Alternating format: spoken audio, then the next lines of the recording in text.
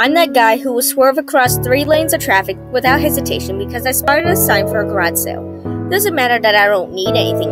Doesn't matter if there are 3 other people in my car with busy lives and no interest in digging through someone else's trash. Garage sales are like magical dimensions where anything is possible and no reality is only suggestion. Entire sofa for $50? No problem. They're just happy for someone to get rid of it. Grandpa's medals from the war? Well, who is he trying to impress now? The literal holy grail? Why not? It's gonna be somewhere. Some dude's kid's probably eating cereal out of it. But by far, the strangest thing I've ever discovered in years of hunting was a little black notebook bound with leather straps. A death note, if you could say. When I noticed there was writing inside, I snuck behind a big stack of old garden chairs to snoop miraculously through someone's personal life. The erotic short story of a bored housewife? Maybe the daughter's scandalous journal for a young love and heartbreak. It's a garage sale, baby. It's all fair game. I was immediately disappointed upon closer inspection. The first few entries were composed of big blocky letters, like a child might write. A day at the pool, the stuff he learned in class, and the new friend he met at the park. I was quickly losing interest, and was about to return the notebook when I realized I recognized the person he was talking about. Devin was my best friend in 3rd grade. He used to build pillow forts in his parents' house. And there it was, the next entry about the fort, about the secret passage we made back in the back so his cat could still visit when the door was closed. It's been years and years since I last thought about that. But how did these people get my diary? I wasn't even the same state that I grew up in anymore. I watched the homeowner suspiciously while I bartered over an old TV. Clear face, slightly balding, broad smile. Nothing out of the ordinary. I considered asking him about it, but I decided it was too personal to explain. I slipped the notebook into my pocket and stood to leave. It couldn't have been stealing if it belonged to me, right? As I headed to my car parked on the street, I heard him call after me. Couldn't find anything you liked? I gave my best straight face and shook my head. Plenty I liked, nothing I needed. It's hard to tell when you're gonna need it. Until we need it. Take care. I was gone without looking back, too impatiently to drive my way back home. I stopped in a coffee shop around the corner to continue persuading the bizarre discovery. Flipping through the book, I noticed the handwriting slowly refined as I progressed until it identically matched my own. This wasn't my childhood relic. The entries spanned over the course of years. It seemed impossible that I could have kept this for so long without any memory of it. There was no denying it was mine, though. Complete with my fleeting obsession over a girl in 1 year of my college classes. I was too shy to talk to her, so I just sit there, the road behind her, and daydreamed the hours away. She dropped out a few weeks later, and I missed my chance to even say hello. I was so embarrassed by my ineptitude that I never breathed a word about her to anyone. And yet, here she was, immortalized on paper in my own hand. So, why didn't I remember writing it? The farther I go back to the book, the more insanely that question became. The writing became sloppier as though rushed. Entries became shorter and far between, just a few lines per month. I could still recognize the events of my past, but the language became darker as I expected. I should just kill her. Break her neck as easily as her heart. Damn it, let me redo that. I should just kill her. Necks break as easily as hearts. Maybe easier. She didn't love me.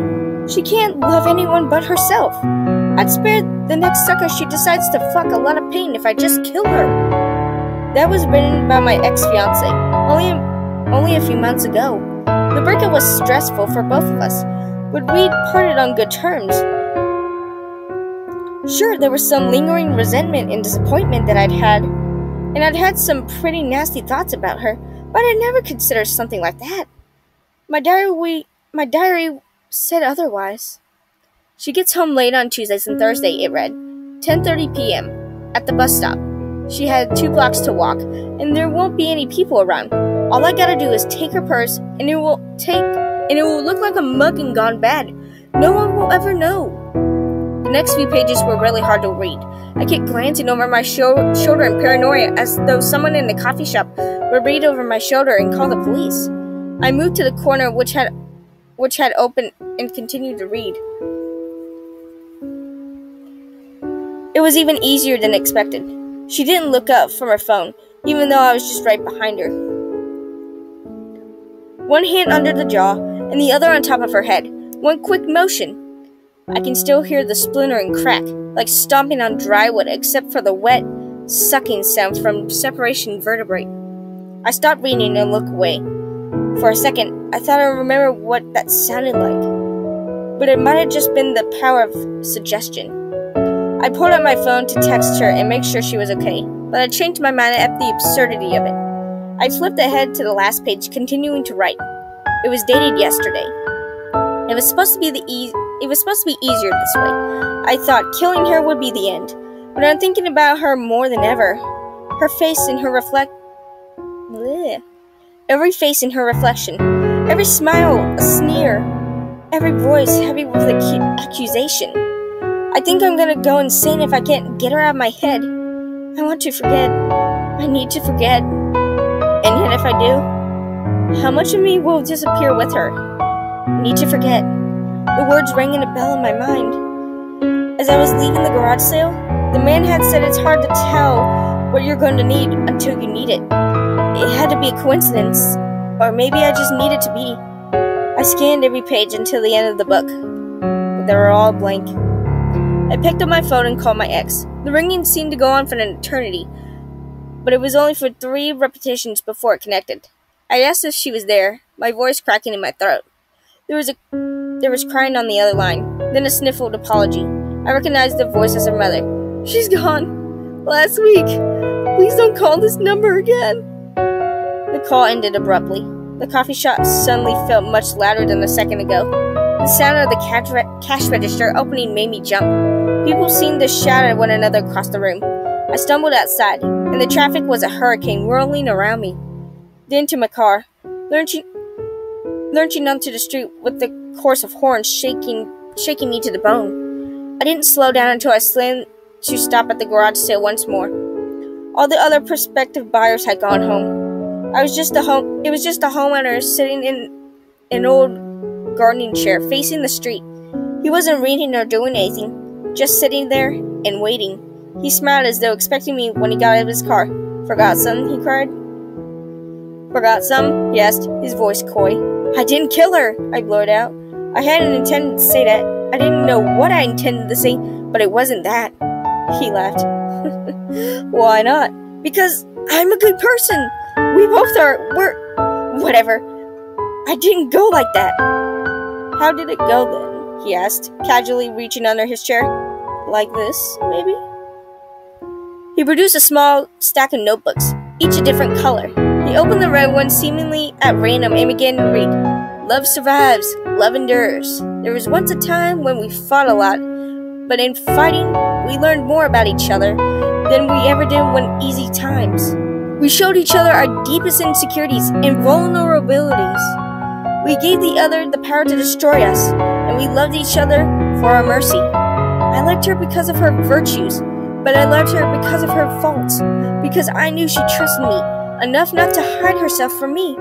"What's that supposed to be?" I asked. I'd been moving closer when he read it until only a few feet away. "We were working on our wedding vows. Don't worry. It was just a first draft. Here, take it." He handed me the red notebook. I snatched it suspiciously, as though the man taking me hostage and just offered his gun. had just offered me his gun. I immediately flipped through the end and saw my handwriting with yesterday's date once more. 1 dozen eggs, diapers, not the plastic crap, garden hose. What the hell is this?